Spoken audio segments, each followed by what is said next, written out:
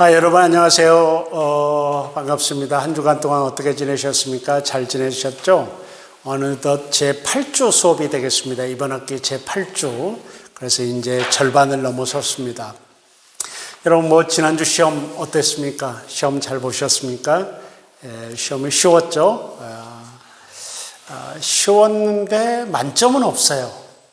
4반, 5반, 6반 학생들을 합치면은 약 200명이 넘어가는데 200명 중에 만점은 없어요. 꼭 한두 문제를 틀리셔서 만점이 없습니다. 아무튼 여러분 수고하셨고요. 정말 나는 이 점수로 만족하지 못한다. 그래서 제 시험을 봐야 되겠다 하시는 분이 계시면은 저한테 연락을 주십시오. 물론 제 시험, 여러분들이 원하는 제 시험을 제가 치르게 해드리는데 받은 점수의 70%만 인정해 드립니다. 그러니까 받은 점수의 70%를 맞아도 이번 점수보다는 더 좋겠다 하시는 분들은 저에게 연락을 해 주시면 제가 선처를 좀 생각해 볼 수 있습니다. 근데 더 점수를 못 받을 수도 있습니다. 그런데 일단은 제 시험을 치르게 되면은 이전 점수는 없어집니다. 제가 지워버리겠습니다. 그러니까 새로 받은 점수로만 하니까 생각을 잘 하셔서 저에게 연락을 해 주셨으면 좋겠습니다. 피치 못할 상황으로 제 시험을 치르는 분들이 몇 분 계십니다. 그분들은 사전에 다 또 적어 이야기가 됐기 때문에 그분들은 제 시험을 80%를 인정해 드립니다. 그러나 여러분들 중에 오시는 분들은 70%만 인정해 드리도록 하겠습니다. 이렇게 말씀드리면 올 분 없겠죠? 그래요. 오늘부터는 이제 교회 개척 방법론에 대해서 이야기를 하겠습니다. 지난 전반부는, 이번 학기 전반부는 교회 개척 이론에 대해서 이야기를 했습니다. 신학에 대해서 이야기를 한 거죠.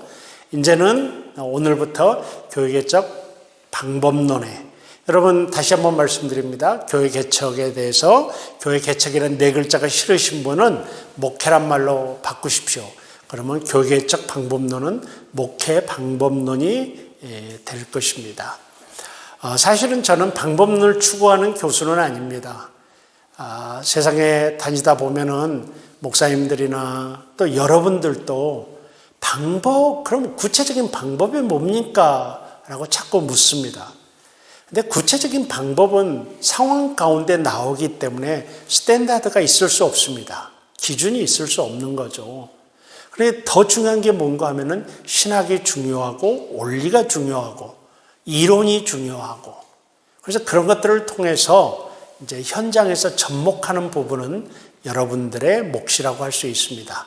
그럼에도 불구하고 오늘부터 한 후반부 5-6시간을 교회 개척 구체적인 방법론과 관련된 이야기를 하고자 합니다.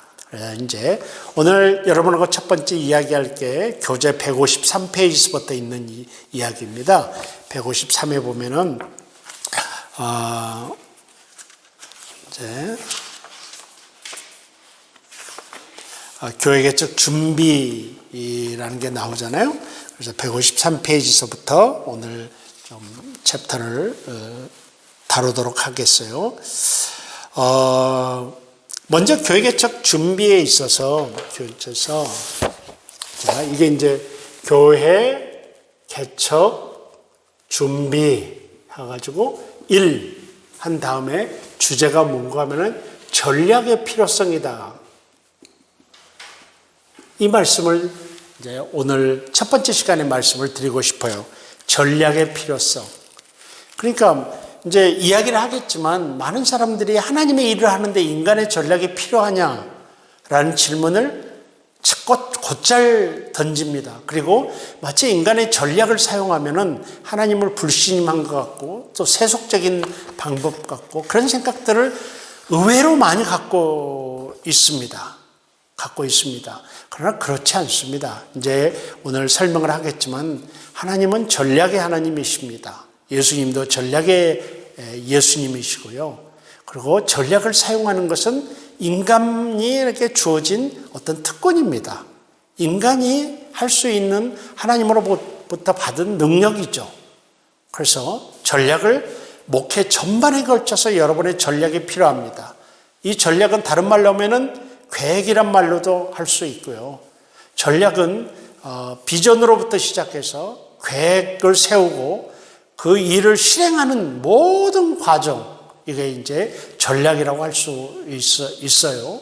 그래서 이런 것들을 우리가 한번 이제 생각을 해보도록 하겠습니다. 자, 그러면은 첫 번째가 전략의 필요성은 첫 번째가 지금부터입니다.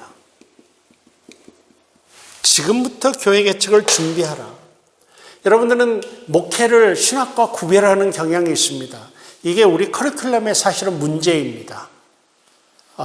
신학과 실제 현장의 목회를 구별하는 것. 그런데 있잖아요. 절대로 구별되지 않습니다. 그래서 여러분이 교회 개척을 지금부터 준비하셔야 됩니다. 당면에서 준비하면 늦습니다. 지금 행동하는 것이 중요하고요. 여러분 아십니까? 현장의 성도들은 우리 사랑하는 양떼들이잖아요. 그런데 그 성도들은 목사의 목사가 시행착오를 통해서 배울 수 있는 기회를 주도록 그렇게 인내력이 크지 않습니다. 무슨 말인지 아시죠, 여러분? 목사가 돼서 우리가 언제 목회를 해봤습니까? 그러면 당연히 현장에 나가서 목회할 때 시행착오를 많이 할 수밖에 없습니다. 전문가가 되는 것이 그냥 되는 게 아니고 수많은 시행착오를 거치거든요. 프로페셔널이 되는 게 그냥 되겠습니까? 여러분 여기서 이론을 배우고 신학을 배우고 나가서 현장에 나가서 현장을 습득하고 그런 시행착오를 통해서 프로페셔널이 되는 것입니다. 근데 놀랍게도요, 우리들의 시행착오의 대상들은 다 성도들입니다. 사람들이에요. 그리고 놀랍게도 그 성도들은 목사의 시행착오에 대해서 인내하지 않습니다. 인내하지 않아요. 여러분은 성도들에게 인내할 것입니다. 그러나 성도들은 목사의 시행착오에 대해서 인내하지 않습니다. 오랫동안 인내하지 않습니다. 그러니까 여러분들 현장에 나가서 내 목회하면 잘할 수 있다. 내 목회하면 잘할 수 있다. 이렇게 생각하는 것은 큰 오해입니다.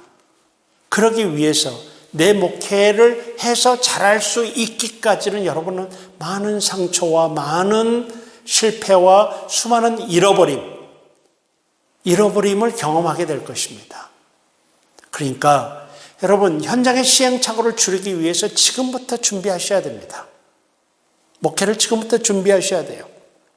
현장은요, 목사의 시행착오에 대해 인내심이 크지 않다는 걸 말씀드렸죠. 그래서 나중에 내 목회는 잘할 수 있다라는 것은요, 근거가 없습니다. 확실한 근거가 없습니다. 여러분, 학기 후반에 내가 이런 이야기를 또 한 번 하게 될지도 모르겠습니다. 그 사람의 미래를 예측할 수 있는 가장 합리적인 근거는 그 사람의 과거입니다. 그래서 이력서가 필요하고요. 그래서 사실은 추천서가 필요하고요. 그렇습니다.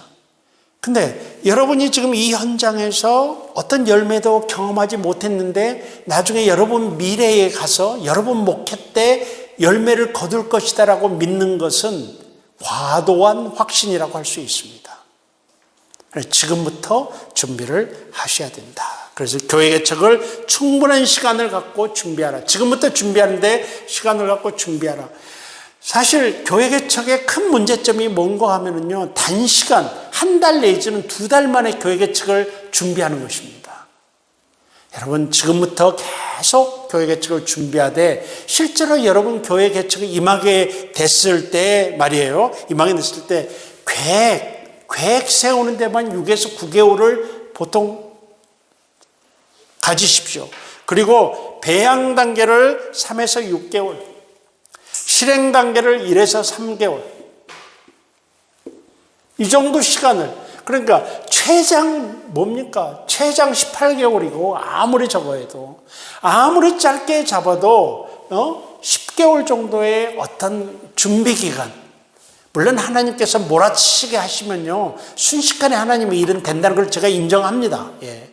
하나님이 하시기에 만약에 우리를 몰아붙이면요, 뭐 한 달만 해도 어떤 놀라운 일들을, 변화를 우리가 체험하고 환경의 변화도 우리가 체험하게 됩니다. 하나님께서 그렇게 우리를 인도하실 때가 많습니다. 폭풍처럼 우리를 몰아칠 때가 있습니다. 그런데 그런 건 특별한 케이스고요. 일반적으로 하나님이 우리를 인도하시는 방법은 우리의 준비를 통해서 우리의 목회를 인도하십니다. 적어도 교회 개척을 우리가 한다고 한다면은 그래도 적어도 1년 가까이는 준비를 해야 됩니다. 준비를 하고 나가도 교회 개척에 실패하는 경우가 대부분입니다. 교회 개척에 실패하는 게 비정상이 아닙니다. 저는 그렇게 이야기하는 게 아닙니다. 비정상이 아닙니다. 일어날 수 있는 일입니다. 그런데 우리가 하나님께 기도하기를 나는 실패하지 않기를 하나님께 기도하는 것이죠. 그건 이제 하나님의 어떤 섭리에도 달렸지만 중요한 것은 우리가 얼마만큼 준비하느냐에 달려있다는 사실도 우리가 좀 기억을 해야 될 거라고 판단이 됩니다. 그래서 지금부터 준비를 하라. 두 번째가 있잖아요. 두 번째가 이성과 지혜를 사용하라. 이성과 지혜를 사용하여 체계적으로 준비하라. 전략을 사용하여 준비하라 라고 말하고 싶습니다. 여러분, 전략이 필요합니다. 전략을 세우는 것은 우리 인간만의 특권입니다. 왜냐하면 사유하는 능력, 생각하는 능력, 지혜와 배우는 능력, 이런 것들을 우리 인간만 갖고 있기 때문입니다. 창조력은 우리 인간만이 가지고 있습니다. 이런 것들을 생각해 봤을 때 하나님께서 우리 인간에게만 주신 그것은 독특성이고 사용하라고 주신 것입니다. 그래서 그런 우리의 독특성을 사용하여 세우는 게 전략입니다. 전략. 이건 사람의 어떤 전략의 윤리가 개입되긴 하지만 우리는 비윤리적인 전략을 세운다는 것을 아예 제외시킵니다. 그렇기 때문에 우리들의 교회 개척에 있어서 전략을 잘 세워야 된다. 정말 전략이 필요합니다. 전략이란요, 어떤 목표를 달성하기 위하여 주변 환경과 자원을 가장 효과적이고 효율적으로 사용하는 방법이라고 할 수 있습니다. 효과적이고 효율적인 주변 환경과 자원을 어떤 목표를 달성하기 위해서 이렇게 말할 수 있습니다. 여러분, 마태복음 10장 16절, 그러므로 너희는 뱀같이 지혜롭고 비둘기같이 순결하라, 이렇게 말하고 있습니다. 뱀같이 지혜롭고는 목회자에게 전략이 필요함을, 경영이 필요함을 암시합니다. 여러분, 하나님의 비전 때문에 시작한 일이라고 해도 하나님이 내게 주신 비전이에요. 우리 목사들이 갖고 있는 생각이 대부분 다 하나님이 우리에게 주신 비전이에요. 기도 가운데 얻은 생각들이에요. 근데 이렇게 하나님이 내게 주신 확실한 비전이다, 확실한 생각이다 라고 하더라도 그 비전을 이루어낼 구체적이고 조직적인 준비가 되어 있지 아니하면요, 실패합니다. 저는 많이 보고 저 자신이 많이 겪었습니다. 하나님의 비전입니다. 하나님이 우리 교회에 주신 일입니다. 그런데 안 되는 일이 많습니다. 안 되는 일이 많습니다. 아직도 완전히 저도 풀리지 않았지만 하나님, 이게 하나님의 일이고 하나님을 위한 일이고 하나님께 영광을 돌리는 일이고 하나님께서 분명히 주셨다는 확신이 있는데 왜 실패했죠?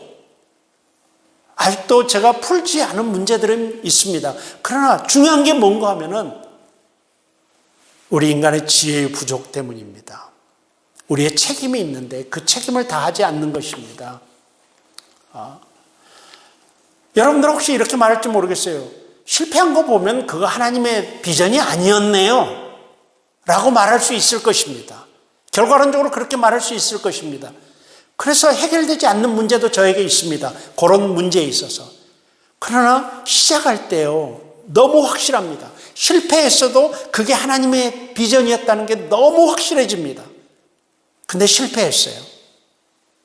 그래서 저는 생각하기를 내 지혜의 부족이다, 내 능력의 부족이다, 내 리더십의 부족이다, 이렇게 생각을 합니다. 그런데 이런 것들을 우리가 생각해 보면은 여러분, 아무리 하나님의 거룩한 뜻이고 교회에서 하는 일들이 다 뭐 도둑질하자고 하겠습니까? 교회에서 하는 일들이 다 도둑질 하자는 일을 아니고 나쁜 일 하자는 게 아니잖아요. 그런데도 잘 안 돼요. 그렇기 때문에 전략이 필요하다는 것이죠. 여러분, 감기에 걸렸어요. 감기에 걸렸어요. 그런데 감기를 낫게 해주시는 분은 하나님이셔요. 낫게 해주시는 하나님이셔요. 하나님이 우리의 감기를 약을 먹고 치료하게 해주시려. 또는 하나님이 기적적으로 우리도 치료해 주셔요. 이건 하나님의 소관이에요. 그런데 중요한 게 있어요. 언제 어떤 약을 어떻게 먹을 것이냐는 우리 인간의 책임이에요. 그게 바로 전략이에요. 저는 그렇게 생각하고 있습니다. 그래서 목회에는 정말 거룩한 전략들이 얼마나 많이 필요한지 모릅니다. 여러분, 감기약을 먹는 여러분 감기약뿐만이 아니라 열매를 곡식이 자라나서 열매를 맺게 하기는 하나님의 소관이에요. 그러나 인간이 해야 될 일이 있었어요. 언제 씨를 뿌리고 언제 물을 주고 이런 것들은 인간이 해야 되는 일이에요. 그래서 농부들 보세요. 다 전략적으로 물을 뿌려요. 씨앗을 계절에 맞춰서 씨앗을 뿌리고요. 이런 것들이거든요. 그래서 전략이 정말 우리에겐 필요합니다. 이런 말씀을 드리고 싶고요. 또 전략이 필요한 이유는 하나님은 인간을 사용하시기에 전략이 필요합니다. 필요합니다. 또 왜 전략이 필요하느냐? 한 개인에게 한 교회에 주어진 하나님의 자원이 제한되어 있기 때문입니다. 여러분, 우리에게 무한한 자원을 주었을 때 우리는 100% 타락합니다. 100% 하나님을 떠나게 됩니다. 우리의 자원은 보통 인적 자원과 물적 자원과 시간 자원이거든요. 세 가지 자원이거든요. 그런데 이 자원이 우리에게 무한히 주어졌다고 해보십시오. 그러면 하나님 믿을 사람은 아무도 없습니다. 다 하나님을 떠나게끔 되어 있습니다. 그러니까요, 보게 되면요, 국민소득이 높아질수록 기독교는 쇠퇴합니다. 정체 내지는 쇠퇴합니다. 왜? 하나님의 필요성은 별로 못 느끼거든요. 보통 그게 국민소득 10,000불이에요. 10,000달러. 사실 10,000달러 정도 되면 정체 상태가 됩니다. 그 전에는 지금 전 세계적으로 부흥하고 있는 나라들 보세요. 기독교가 다 10,000달러 밑에 아주 가난한 나라입니다. 우리는 언제 부흥했습니까? 우리도 10,000달러 미만일 때 60년대, 70년대, 80년대 초반까지. 우리는 지금 30,000불을 내다보고 있습니다. 전도가 어렵습니다. 사람들이 하나님을 잘 찾지 않습니다. 이게 이제 사회학적 요소들인데 여러분, 그러니까 우리가 전략을 세워야 되는 이유는 우리에게 주어진 자원이 제한되어 있기 때문입니다. 만약에 전략적으로 사용하지 아니하면은 그나마 제한된 그 자원을 낭비할 수밖에 없습니다. 그러면 불충성한 청지기가 됩니다. 바깥 어두움에 쫓겨날 수 있죠. 하나님의 자원을 낭비했으면은. 하나님은 우리에게 자원을 주셨습니다. 그리고 자원을 활용하는 것은 우리한테 맡겼습니다. 그걸 생각하시면 우리가 어떻게 자원들을 활용해야 될지. 교회마다 여러분요, 자원 부족, 큰 교회는 큰 교회대로 자원이 부족합니다. 하는 일이 많으니까. 작은 교회는 작은 교회대로 자원이 부족합니다. 이 부족한 자원은 우리에게 축복입니다. 하나님을 의존하게 만들거든요. 근데 그나마 우리가 전략적이지 아니하면 이 부족한 자원마저도 낭비하는 불충성한 그러한 청지기가 되고 말죠. 그래서 첫째는 인간을 사용하시기 때문에 전략이 필요하고, 둘째는 제한된 자원 때문에 전략이 필요하고, 세 번째는 성경이 전략을 드러내는 책이기 때문입니다. 종종 전략을 세우는 것을 영적이지 못하게 여기는 경향을 보죠. 그러나 그것은 성경적이지 못합니다. 예수님은 굉장히 전략적인 분이셨고요. 하나님이 사용하시는 사람들의 공통된 특징은 그들이 매우 전략적인 사람들이었다라는 것이죠. 여러분, 예수님의 비유에 등장하는 사람들, 특별히 선한 청지기 비유는 청지기들이 얼마나 전략적인 사람이었는지를 보여줍니다. 마태복음 28장의 지상대명령도 예수님의 전략입니다. 사도행전 1장 8장의 예루살렘과 유대와 사마리아와 땅 끝까지도 전략입니다. 하나님의 전략입니다. 누가복음 14장 28절에 망대를 세우는 예수님의 비유를 들어보십시오. 얼마나 거기서 예수님이 그들의 전략을 인정하고 있는지 모릅니다. 잠언 15장 22절에 의논이 없으면 경영이 무너지고 지략이 많으면 경영이 성립하느니라, 이런 말씀, 이런 것들입니다. 네 번째로 전략이 필요한 이유는 무엇인가 하면 충성이 전부가 아니기 때문입니다. 자, 이건요 굉장히 논쟁이 되어 오기도 합니다. 과연 신실한 충성이냐 열매냐, 이건 있잖아요, 실천신학 영역에서, 특별히 전도 영역에서 꽤 논쟁이 되는 이슈입니다. 꽤 논쟁이 됩니다. 하나님 앞에 충성하면 되지, 하나님 앞에 성숙하면 되지. 성숙이냐 성장이냐 다 같은 말이거든요. 성숙이냐 성장이냐. 근데 이건 계속해서 논쟁이 됩니다. 그래서 하나님 앞에 충성하고 신실하면 되지, 그러면 하나님이 인정하시지 라고 이야기를 합니다. 반면에 하나님께서는 열매를 원하신다라는 거죠. 열매를 원하신다는 거죠. 다 일리가 있습니다. 저는 개인적으로 그러나 열매가 있는 쪽에다가 무게를 더 줍니다.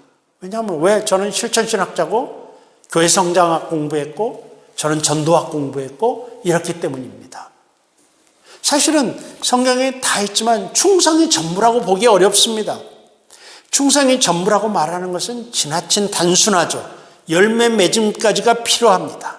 열심히 일하면 하나님이 역사하신다라는 말은 아주 신앙이 좋은 말 같지만 다른 각도에서 보면 굉장히 무책임한 말일 수 있습니다. 굉장히 무책임한 말일 수 있죠. 결과는 상관없이 하나님이 아시고 하나님이 칭찬하실 것이라고 확신하는 것은 단순한 자기 위안이 될 수도 있습니다. 팀 켈러가 한 말이에요. 팀 켈러는 요컨대 충성이 전부라고 말하는 것은 지나친 단순화이다. 충성 이상의 다른 무엇이 필요하다. 충성보다 더 성공적인 기준이 열매 맺음에 있다는 결론에 도달했다. 이게 이제 팀 켈러가 현장에서 내린 결론입니다. 그럼 우리는 더군다나 여러분, 제가 여러 번 말씀드린 것 같은데 우리나라에서 목회를 하는데 열매가 없다. 여러분, 이슬람 사회에서 선교사로 또는 전도자로 살면서 열매가 없는 건 이해가 됩니다. 그런 환경 속에서는 충성이 다예요. 그런 환경 속에서는. 근데 우리나라에서 여러 번 말씀드렸지만 길거리에 10명 중에 2명만 교회 다니는 우리나라에서 목회를 하면서 열매가 없다, 충성이 다다라고 하는 것은요, 자기 변명이 될 확률이 대단히 큽니다. 사실 나는 열심히 하고 있다라는 말은 사실은 그러면서 열매가 하나도 없다라는 것은 사실 우리의 열심은 측량이 가능하지 않거든요. 하나님이 아신다고 우리가 이야기를 하는데, 하나님이 아신다라고 이야기하는데, 여러분, 하나님이 아시면 사람도 알아요. 대체로 그렇습니다. 일반적인 법칙은 하나님이 알면은 사람도 알아요. 여러분, 많은 목사님들이 하나님 앞에 억울함을 호소해요. 하나님이 아시죠? 하나님이 아시죠? 많은 핍박을 당해요. 많은 어려움을 당해요, 목사가. 하나님 앞에 나가서 하나님은 내 마음 아시죠? 하나님은 내 마음 아시죠? 이렇게 기도하면서 하나님이 아신다고 좌의를 해요. 근데 그분 가만히 보면요, 전부 다 인간적인 자기 실수 때문에 고난을 당해요.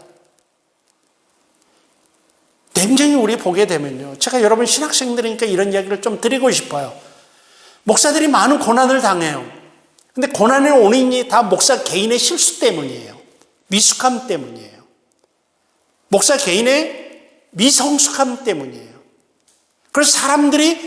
그래서 목사를 신뢰하지 못하는 거예요. 목사를 따라가지 않아요. 그러니까 목사는 당연히 어렵죠. 근데 하나님께 나아가서는 하나님 저 충성하는데 하나님은 내 마음 아시죠? 라고 기도해요. 거기에 많은 모순점이 있다고 제가 생각을 합니다. 왜냐하면요, 하나님의 일반적인 법칙은 하나님이 아시면 사람도 알게끔 되어 있어요. 하나님이 인정하는 사람이 왜 사람이 인정하지 않겠습니까? 그러니까 우리 목사들이 하나님, 억울합니다, 하나님이 아시죠? 라고 기도할 수 있는 영역은 박해받는 상황 외에는 해서는 안 돼요. 박해받는 상황. 박해는 핍박이잖아요, 말 그대로. 그건 하나님께 탄원할 수 있어요. 하나님 아시죠? 그리고 대부분의 일반적인 목회 상황 속에서는요, 실제로 사람이 나를 인정하지 않고 사람이 나를 힘들게 하는데 하나님은 나를 인정해 주신다고 말하기 어려워요. 일반적인 상황 가운데서는. 여러분, 제 말을 알아듣겠습니까? 지금 이해되십니까? 제 말이 무슨 말인지? 물론 오해는 하지 마십시오. 우리끼리니까. 사실 저는 밖에 나가서 성도들 앞에서 이런 소리 안 합니다. 성도들 앞에 가서는 목사님 존중하고 목사님 리더십 따르고 이렇게 이야기를 하죠. 근데 여러분한테까지 그렇게 이야기할 생각은 없습니다. 실제로 교회의 모든 갈등과 모든 문제의 90% 이상은 목사 때문에 일어납니다. 목사 때문에. 그런 것들을 좀 기억하셔야 될 것 같아요. 그래서 충성이 다가 아니에요. 충성은 측량할 수 없고요. 충성의 기준도 분명하지 않아요. 모든 사람의 충성의 기준이 달라요. 그래, 결국 그 열매로 알리라 라는 말을 적용해서 내 충성의 점수는 내가 맡긴 열매로 나타난다는 사실을 여러분들 좀 이런 쪽으로도 좀 생각을 하셨으면 좋겠다. 특별히 우리나라에서 목회를 하면서요. 이 대한민국에서 목회를 하면서. 그래서 이런 말이 있어요. 책에도 내가 써놓은 것 같은데, 목회는 비리로 바른 말씀에 입각해서 무조건 열심히 해서 되는 것은 아닙니다. 열심과 더불어 목회의 필수인 것은 바로 지혜입니다. 바른 신학을 추구하는 목사일수록 지혜를 술수라고 생각하면서 깔보는 경향이 있는데 지혜와 술수는 구분해야 합니다. 고신대 교회사 교수인 이성호 교수가 쓴 비법은 없다라는 책이 있습니다. 여러분 좀 한번 읽어보셔요. 가벼운 책이에요. 제가 이성호 목사 책을 많이 가는 데마다 소개를 하는데 이성호 목사님이 저한테, 교수가 나한테 좀 고마워해야 되는데 모르겠어요. 비법은 없다라는 책이 있습니다. 이성호 목사 교회사 교수인데 그 목회자 집안에서 크신 것 같아요. 그래서 작은 교회를 큰 교회로 만드는 비법은 없다라는 소리예요. 그러면서 본질에 충성하라라는 그런 얘기인데, 거기서 한 말입니다. 그리고 이제 세 번째로, 하나님의 일반은총 영역을 사용하는 것도 그러지 않다. 일반은총 영역에서 제시하는 성공의 원리와 이유와 방법을 교회 역시 참고할 수 있다. 추구하는 목표가 다를 뿐이지 구조는 같다. 일반은총 영역의 심리학, 사회학, 인류학 등 이것을 이해할 수 있는데, 인간을 이해할 수 있는데 도움이 된다. 그래서 이런 부분을, 이런 단어를 씁니다. 거룩한 실용주의. 실용주의 하면은 우리가 좀 거부감이 있잖아요. 거룩한 실용주의라는 단어를 써서 일반은총 영역을 충분히 활용하자 이것입니다. 그러나 일반은총 영역에 있는 많은 것들을 우리가 사용할 수가 있죠. 세상 사람들은 교회 개척을 하나의 창업으로 이야기합니다. 창업으로 이야기해요. 그래서 교회 개업했다, 우리는 개척했다 하는데 안 믿는 사람들은 개업했다는 말을 감히 씁니다. 그럼 여러분 세상에서 쓸 수 있는 소기업, 그러니까 뭐라고 그럴까요? 그 창업의 네 가지 요소가 뭔지 아세요? 창업할 때 네 가지 요소. 첫째가 자본이죠. 창업, 소규모 기업창. 두 번째는 아이템이에요. 세 번째는 경영이에요, 경영. 네 번째는 뭐예요? 장소예요. 장소 이런 것들이거든요. 교회 개척에 적용되나요? 안 되나요? 여러분 될 수 있어요. 사실은 우리가 식당을 잘 연구하면요, 거기서 교회 개척하는데 도움이 되는 원리들을 잘 끄집어낼 수 있어요.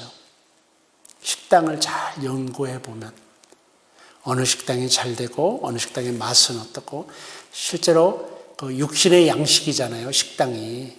근데 교회는 영의 양식이잖아요. 그러니까 원리가 상당히 비슷해요. 정말 놀랍게도요, 교회의, 그러니까 그걸 뭐라고 할까요? 식당의 생존 기간과 교회 생존 기간이 같아요. 이런 것들이. 그래서 한번 연구해 보시면 좋아요. 우리 대학 후배가 저 방배동에다가 멋진 식당을 하나 차렸어요. 그래서 식당이 잘 돼. 그래서 그 집 가서 밥을 한번 먹는데 그 후배가 어떻게 해서 이렇게 식당을 개업했냐, 어떤 준비 과정을 거쳤냐 그랬더니 저에게 해주신 소리가 있었어요. 그래서 저는 그걸 예사로 듣지 않고 그 앞에서 메모를 했어요. 뭔가 하면요, 그 후배가 신학과를 나왔는데 신학을 그만두고 식당을 차렸어요. 그래서 그런 면은 좀 안타깝지만, 그가 이제 개업하기 전에 어떤 일을 했는가 하면은 전국의 맛집을 다 견학했대요. 둘째로는 사소한 재료는 없대요. 식당에서 쓰는 재료 중에 사소한 재료는 없대요. 그래서 모든 아주 그냥 소금 한 톨까지도 재료 구입은 사장인 자기가 다 선별해서 한대요. 그래서 사소한 재료는, 식재료는 없다. 사소하게 취급할 식재료는 없다라는 게 그 친구 생각이에요. 그럼 모든 식재료는 자기가 직접 검토하고 뛰어다니고 좋다고 하면은 그 현지에 가고 해서 아주 조그만 파 한 단이라도 그렇게 구입한다는 거예요. 그리고 3번, 음식 맛이 변하면 손님이 떨어진다라는 철학이에요. 음식 맛이. 그러니까 초지일관 같은 음식 맛을 내기 위해서 아주 목숨을 건다 이거죠. 이런 게. 그러나 여러분, 중국집도 주방장이 자꾸 바뀌면 손님이 떨어져요. 여러분, 이거 비밀인데요. 지금 200명에게 이야기하면 비밀이 아니겠구나. 우리 처갓집이 있잖아요. 중국집이었어요. 제가 연애할 때 저희 처갓댁이 중국집을 하더라고요. 근데 이제 비밀인데 망했어요. 왜 망했는지 아세요? 주방장 때문에. 그러니까 하도 주방장이 바뀌어서 맛이 잃어가니까 저희 그 처위가 누구죠? 남자를 뭐라고 그러죠? 형님, 그러니까. 처남. 손이 처남이 배웠어요. 중국. 근데 원래 재주가 없는 양반이야, 그 양반이. 그래가지고 그 집 아들이 주방장 하다가 완전히 망했어요. 음식 맛이 맛없으면 바뀌는 거예요. 여러분, 지금 제가 제 후배에게 방배동에서 지금 식당하는 후배의 철학, 이런 것들을 지금 소개를 했습니다. 여러분, 어떻게 생각하십니까? 일반적인 영역에서 사용되는 그러한 것들이 거룩한 기름 부음을 받은 실용주의로서 오늘 우리들에게 많은 교훈을 줄 수 있다라는 그런 것이죠. 여러분, 그런 것을 믿고 하여튼 개척에 대한 현실감 없이 믿음만 갖고 나가면 실패할 확률이 대단히 큽니다. 대단히 크고요.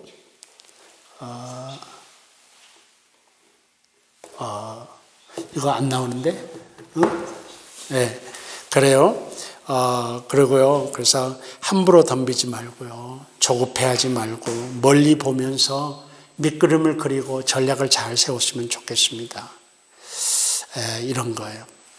그 다음에 그래서 지금 제가 많은 이야기를 이성과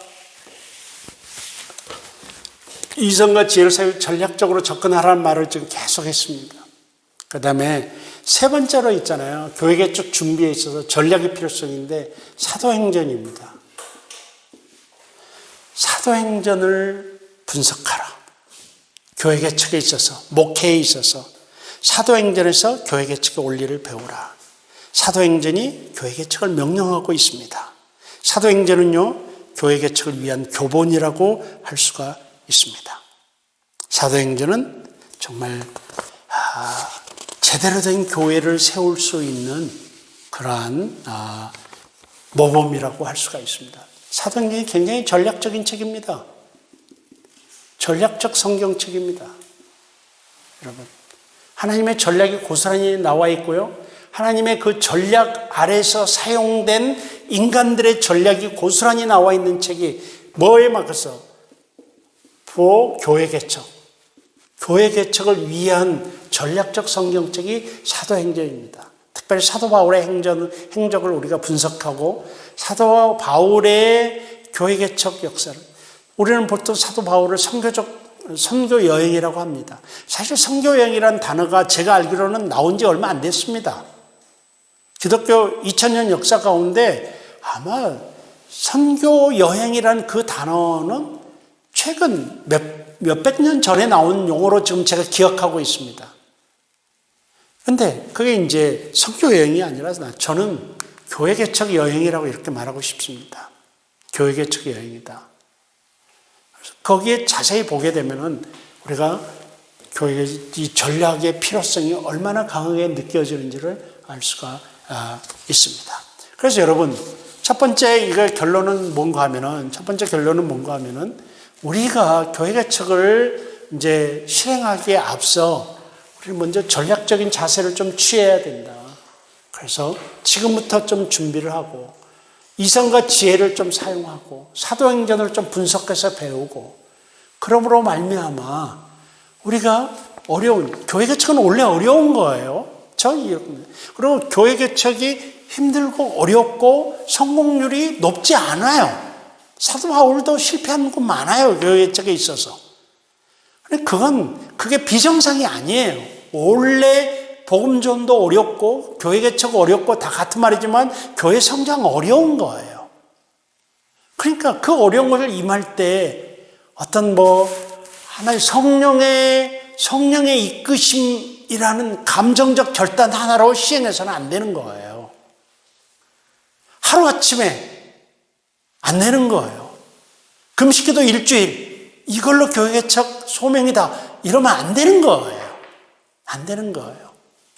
보다 체계적으로 이렇게 좀 하셔야 돼요. 많은 얘기를 드리고 싶지만요, 여러분, 하나님께서 이야기 한번 한 것 같은데, 뜨겁지 않는, 성령 충만하지 않고, 모태신앙자들이 다 성령 충만하지 않아요. 보면은. 뜨겁지 않아요. 그렇지만 그들이, 그러니까 어려서부터 신앙생활을 해가지고, 코스해서 신학 공부를 하고, 훨씬 안정되게 목회를 할 수 있어요. 왜? 나도 모르게 준비되어 온 거거든요, 그게. 근데 우리 가만히 보게 되면요, 다 그냥 세상에서 조폭하다가 갑자기 목사가 되기도 해요. 근데 결과가 어때요? 한순간에 뜨거움 갖고 시작해가지고는 끝이 좋지 않아요. 끝까지 가지 않은 게 없어요. 제가 늦게 예수 믿고 소명받아서 여기 오신 분들을 절대로 평가절하하는 거 아닙니다. 하지만 그분들도 그렇게 예수 믿고 신학교에 들어와서 준비하고 있는 그런 케이스들의 약점을 인식하고 있어야 돼요. 어려서부터 신앙생활에서 지금 이 길을 걷고 있는 분들도 약점이 있어요. 그 약점을 인지하고 있어야 돼요. 그러나 어려서부터 신앙생활에서 이 길을 걷고 있는 사람의 약점보다는 다 커서 성인이 되고 나이 많이 들어서 뜨겁게 예수 영접하고 이 길에 와 있는 사람들의 약점의 위험이 더 커요. 그래, 그 약점을 인정해야 됩니다. 그래서 대체로 보면요, 늦게 예수 믿어가지고 뜨겁게 영접해서 신학을 걷고 목회를 하신 분들의 특징이 뭔가 하면은 하나는 양극단에 있어요. 하나는 열광주의에 빠져 계시고요. 또 하나는 율법주의에 빠지기 쉬워요. 이게. 그런 현상들이 있어요. 그러니 이런 약점들을 본인들이 알고 있어야 됩니다. 교회개척도 마찬가지예요. 교회개척도. 이렇게 준비해서 가도 어렵고, 그러나 갑자기 뜨겁게 해가지고 가면 사실 더 위험 부담이 크다는 사실을 지금부터 전략적으로 좀 준비를 해야 된다는 사실을 말씀을 드립니다. 자, 일단 여기서 첫 시간을 끊도록 하겠습니다. 끊고 두 번째 시간에 이제 본격적인 준비를 시작해 보십시다.